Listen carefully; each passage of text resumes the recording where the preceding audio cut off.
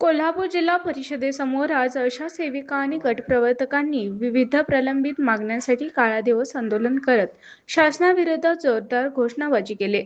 मानधनवाढ, नियमितीकरण आणि सामाजिक सुरक्षा लाभांसाठी 14 प्रमुख मागण्यांकडे शासनाचे लक्ष वेधण्यासाठी हे आंदोलन करण्यात आले। नमस्कार, मी उज्ज्वला पाटील, कोल्हापूर जिल्हा आशा व गटप्रवर्तक युनियनची जिल्हा अध्यक्ष। आज राष्ट्रीय प्रोग्राम, आज आपण देशव्यापी आंदोलन ज्याच्या जिल्ह्याच्या ठिकाणी जिल्हा परिषद जिल्हाधिकारी कार्यालयावर एक मागणी दिवस, काळा दिवस म्हणून करत आहोत। यामध्ये आशा व गटप्रवर्तकांच्या केंद्र स्तरावरतील ज्या मागण्या आहेत, ज्या अद्यापर्यंत केंद्र शासनाने त्या संदर्भात विचार केलेला नसल्यामुळे आपण मागणी दिवस म्हणून आजच्या ह्या 10 जुलै दिवशी जिल्हा परिषद समोर सर्व आशाताई घेऊन उपस्थित आहोत।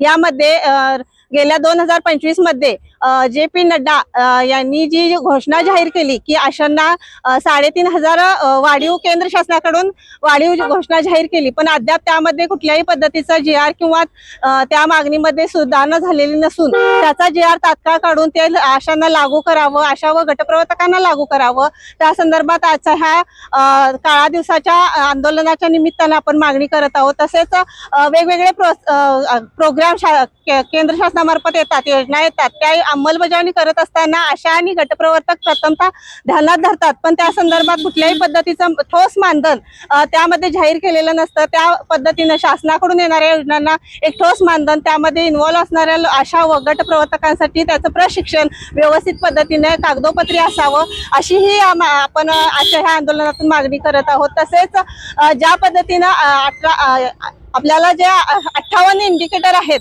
त्या इंडिकेटर मध्ये अद्याप कुठल्याही पद्धतीची वाढ, जे कामं आशांच्याकडून केली जातात, घरवून घेतली जातात, त्यामध्ये कुठल्याही पद्धतीची वाढ अद्याप अजून दिसून येत नाही, केंद्र शासनाकडून दिसून येत नाही।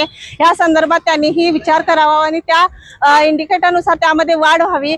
त्यामध्ये उदाहरणार्थ आपण जे पोलिओ प्रोग्राम जो केला, त्यामध्ये फक्त 1 दिवसाचं 95 रुपये एका आशाताईला दिले जातात आणि जो IPPI 3 दिवसाचा केला जातो, त्या दिवसाचा फक्त त्यांना 75 रुपये दिला जातो।